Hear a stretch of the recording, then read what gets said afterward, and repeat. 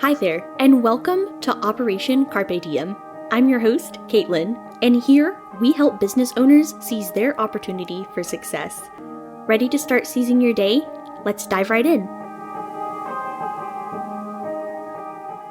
Welcome back, friend. I am so glad that you're here, and this week we are continuing our series, What Fuels You Up? This is part 3, the final part of this series, and today we are talking about what I have coined shine factor. This shine factor in our business, in our lives, and how we can keep our business fresh and interesting and able to withstand the test of time.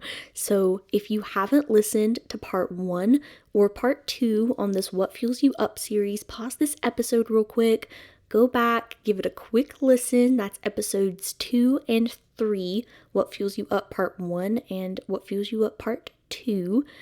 And then jump right back here so you're all caught up and ready to dive right in.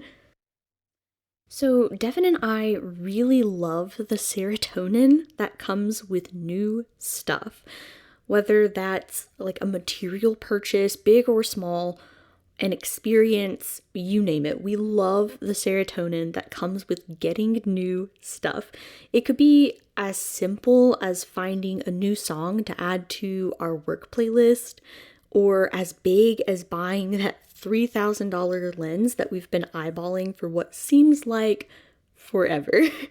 We love getting new things and mixing things up in our day-to-day life.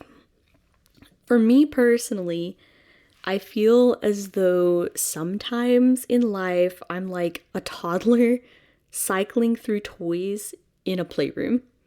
You know how like some kids, they get a new toy, it's their whole world for however long, and then it seems they're just bored of it. Like they're on to the next thing until one day, maybe, they roll back around and are obsessed with that same toy all over again. I know some people would call me crazy for saying that, but I know that I'm not the only one who feels like this. If we're talking about music, I love Broadway musicals. I'll go months and months listening to one show on repeat. I'll know every word to every song and I will sing it like it is a one-woman show. And I'll go that way until I find something else that I'm obsessed with. And then the cycle repeats itself and I'm listening to that new show or album or song for months and months and months.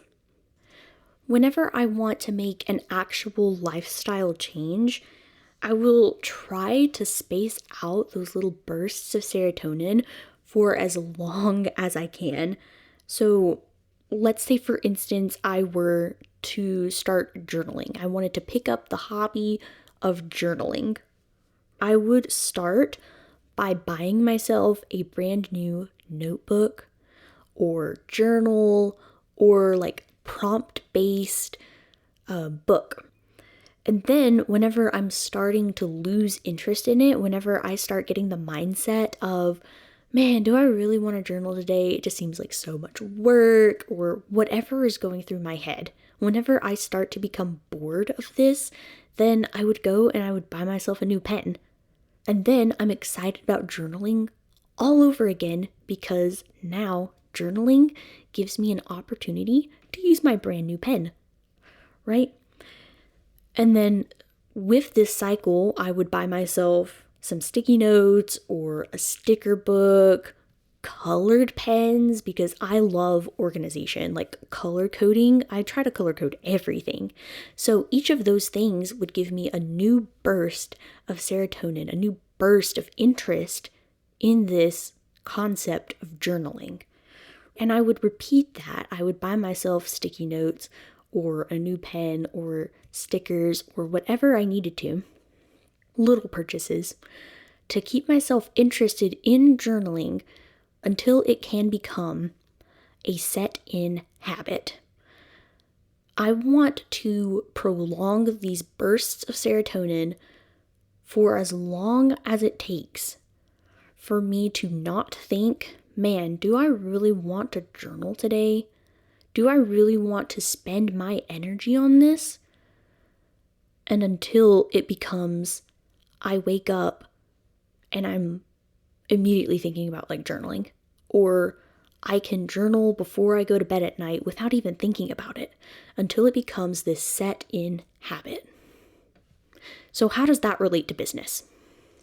Whenever I started this whole What Fuels You Up series, I started it with a list of things that I know about cars.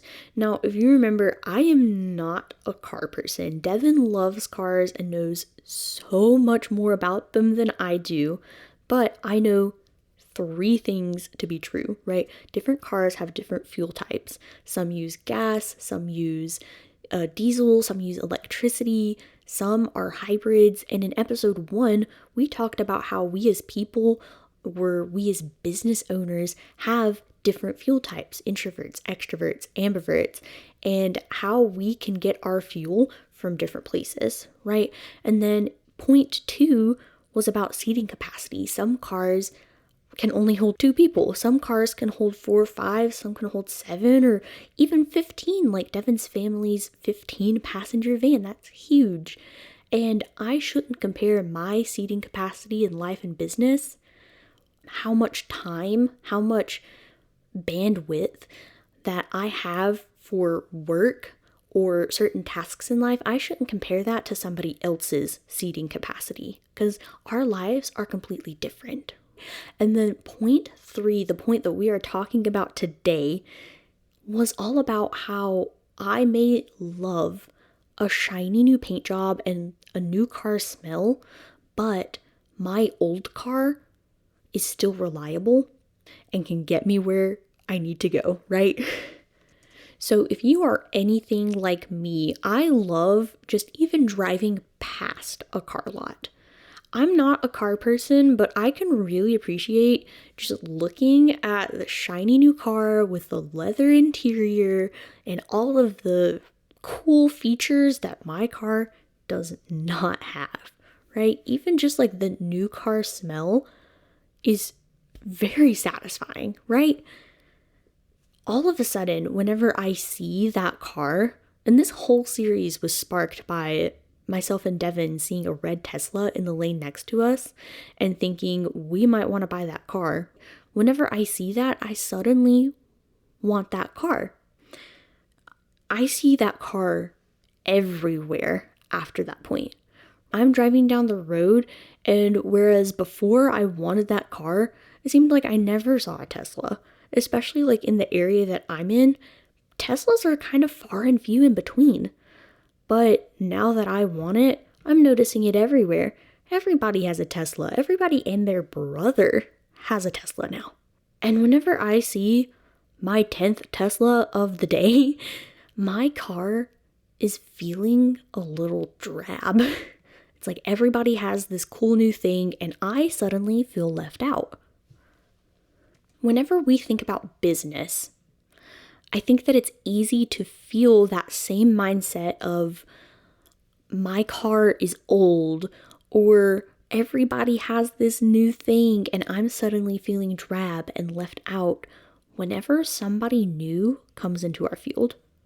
So I'm a photographer. So for the sake of this example, I'm just going to use a photographer, but this can apply to so many businesses, so many fields, whether you have a coffee shop or an Etsy business or make t-shirts out of your home. Like, this can apply to anything.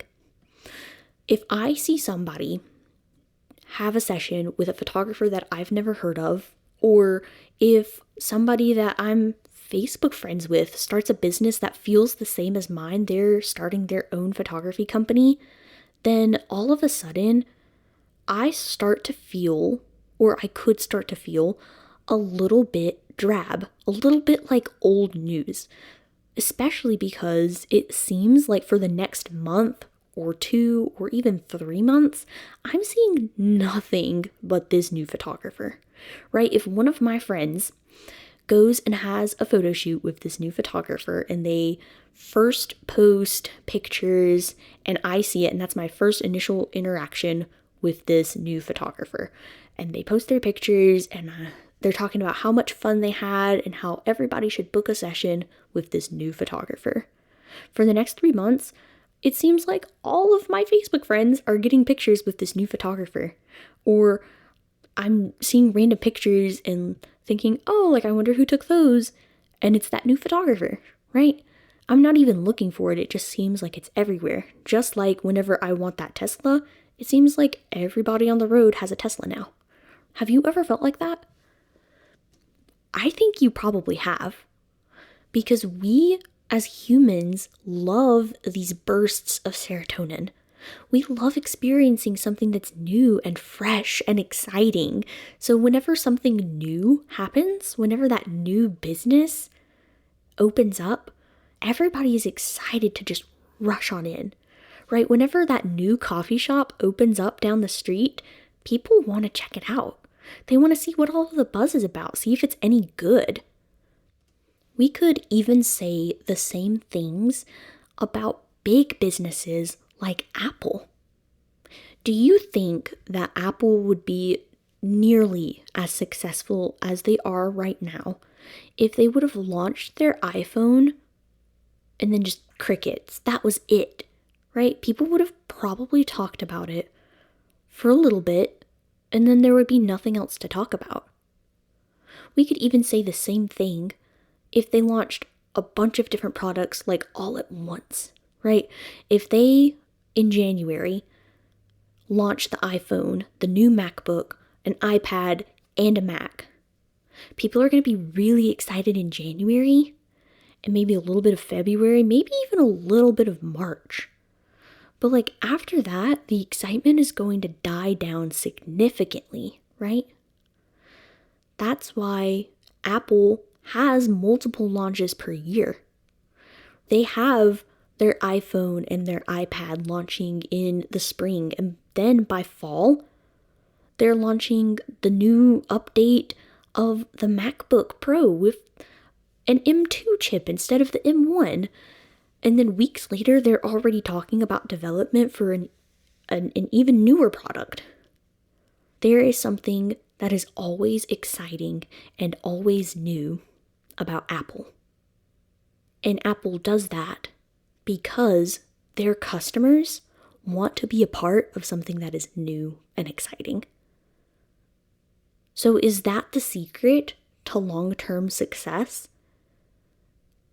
Do you have to keep your business fresh and exciting and constantly launch new products in order to stay relevant?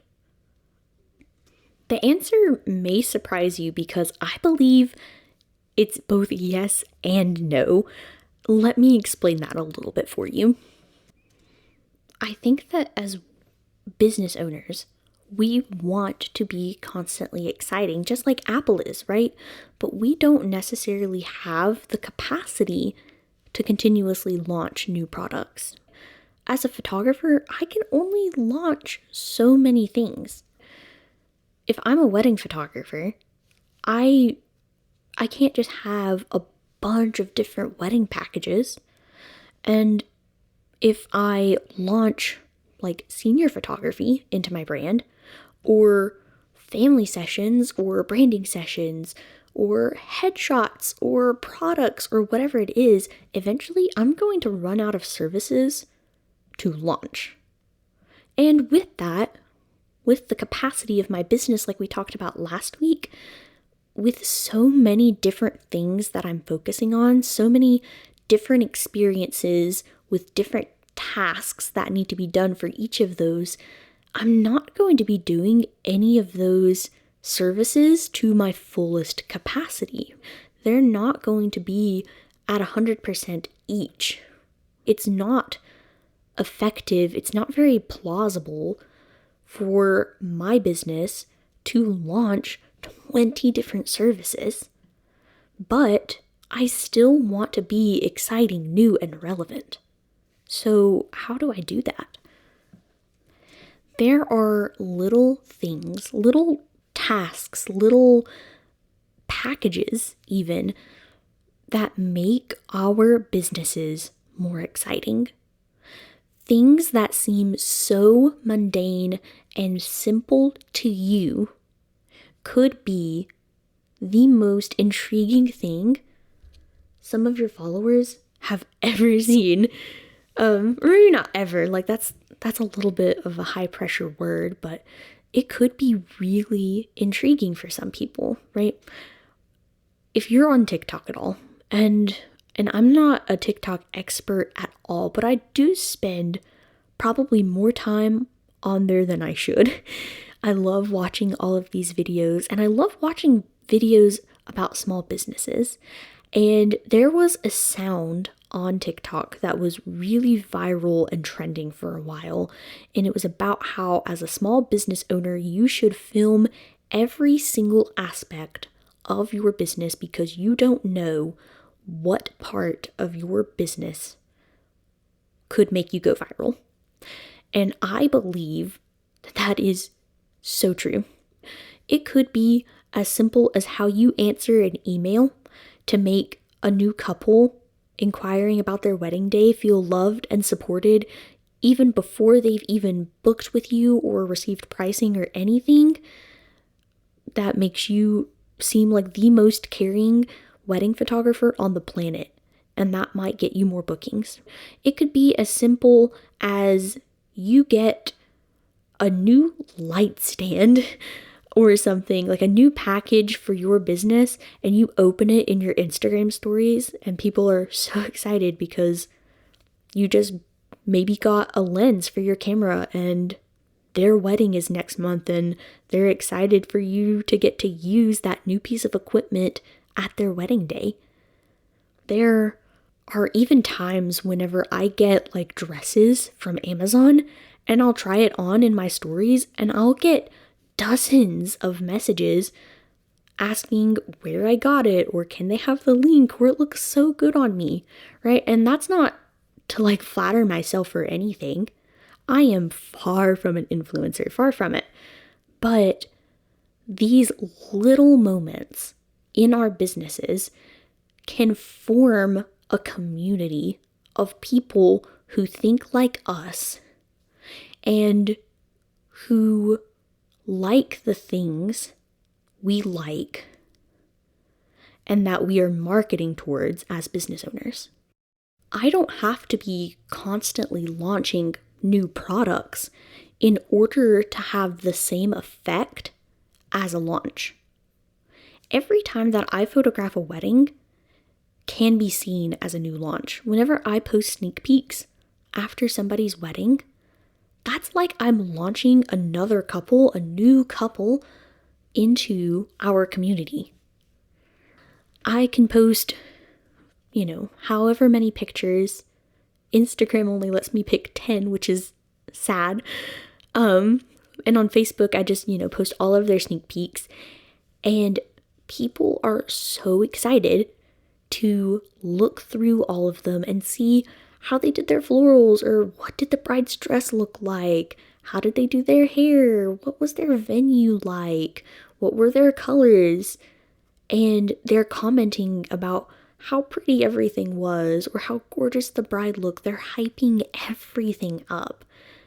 And then a few weeks later, I'll walk into a wedding day and the bride has a very similar element. I've photographed a wedding before with sweet Mallory, and I walk into Mallory's getting ready space and she has a ladder for me in the corner, like a little wooden ladder, very decorative, for me to hang her dress on for dress shots, because 2 weeks before her wedding, I had another bride have a ladder in their venue already, and I hung their dress on that, and she thought it was so beautiful she just had to get one for her wedding. That's how close your community can be whenever you think about each piece of content, each point in your day, each task that you do can be new and exciting content. Can be new and exciting, not even content, but just new and exciting. Whenever I think about the relevance of my business long term, the longevity of my business, I want to think about it the same way that I think about implementing journaling into my life, right? I want to be constantly pumping little bursts of serotonin into my audience. That way they don't get bored, right? I want to buy myself that new pen or that sticky note or that colored pen or the sticker book in order to keep myself interested in journaling so long that it becomes a subconscious thought. We want to give our audience, our customers, both existing and potential customers, little bursts of interest, excitement, and serotonin to keep us, the business, at the forefront of their mind. Have you ever noticed that whenever you buy a new car, or if you know someone that has bought a new car, that things seem to work well for a while, and then you start noticing little things that might be wrong with it? I know this happens to my family. It seems like my mom bought a new car a few years ago, and right off the bat, she noticed some things that were wrong with it, and she had to call and call and call the dealership to get it fixed. And on the flip side, there are some cars that people have had for years and years and years, and they've earned their nickname Old Reliable for a reason, right? It's just no matter how many miles are on it, it just always seems to work and get you where you need to go. In our business, we want to be Old Reliable. We want to have the reliability that comes with a longevity of a business. But we also want that shine factor. So I've told you that Devin is the car guy, right? He loves working on cars and he loves taking old cars and sprucing them up, so to speak. So he has an '06 Ford Focus with a manual stick shift, and he's all the time looking at ways to modernize that car. I know one of the things that we've talked about is putting an Apple CarPlay radio into his car, which is something that's kind of standard now. It's in my car, but it's definitely not something that would have been in an '06 Ford, right? So just like we can put a modern radio with all of the new features into Devin's old '06 Ford Focus, we can keep shine factors in our reliable business, our old reliable business. Our shine factor doesn't have to wear off the same way that it does the moment we drive a car off of a lot. Our shine factor doesn't have to wear off of our business just because we've been in business a year and we're not the shiny new face on the block. We can stay shiny every time that we make a post, every time that we send an email in our email list, no matter what it's about. It could be about anything in our entire workflow. It could be as simple as posting sneak peeks from that wedding day like we talked about, or how we edit a session, or before and afters, or an inquiry call that we had, anything. Every time that we make a post like that, anytime that we launch that out into the world, we are staying relevant and we're staying shiny, right? We're building trust in our brand, but we're making sure that our customer base, our audience, is hearing our name repeatedly. We're at the forefront of their mind. We are giving them something to talk about and building trust in our brand at the same time. Whenever we stay relevant and shiny and exciting in whatever field we're in, we are making sure that whenever our potential customers in the future, when they are making a decision on who they want to hire or who they want to spend their money with, that we are the first people, the first business to come to mind. I want to be so relevant in the minds of my customers that whenever they finally get engaged and are ready to start looking at wedding photographers, I'm the first person they inquire with. And we do that by staying shiny and building trust in our reliability at the same time. The last thing that I will say before we go is I don't know where you are in your business. I don't know if you are rolling in that shine factor right now because you just opened up and you are so fresh and relevant. I don't know if you've been doing this for years and maybe you're feeling a little bit drab yourself, like you're no longer relevant. You're old news. I don't know where you are, but I want to challenge you this week to think about ways that you can launch yourself into the minds of your audience. I don't know how big your portfolio is or how small, or how big or small your inventory is, or whatever your situation is.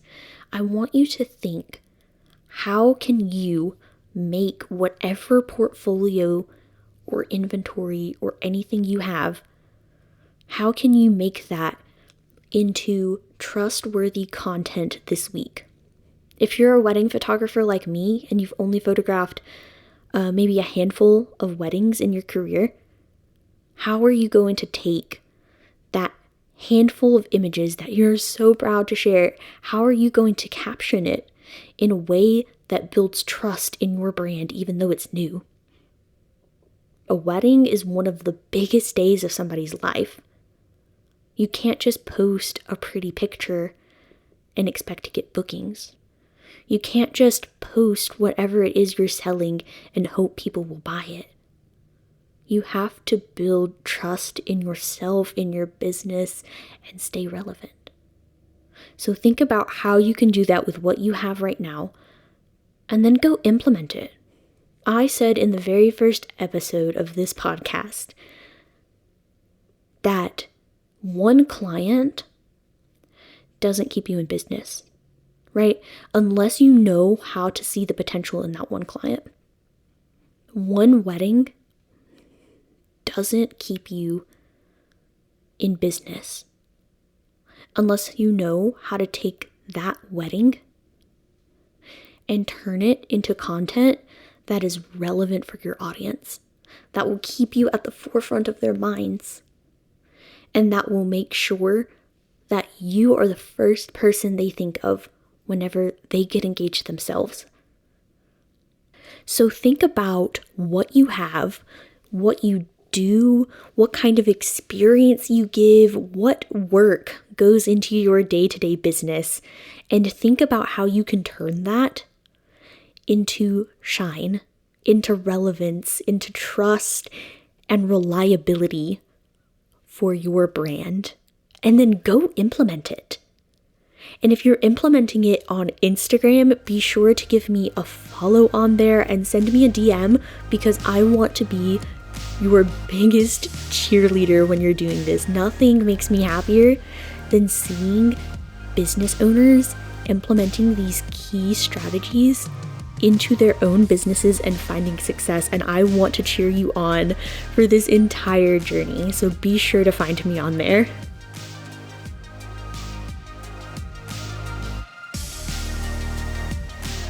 Thank you for listening to Operation Carpe Diem. If you liked what you heard, be sure to subscribe to our podcast and follow along on Instagram at Caitlin Wilcox Photography. That's CAITLIN Wilcox Photography. Until next time, let's go seize the day.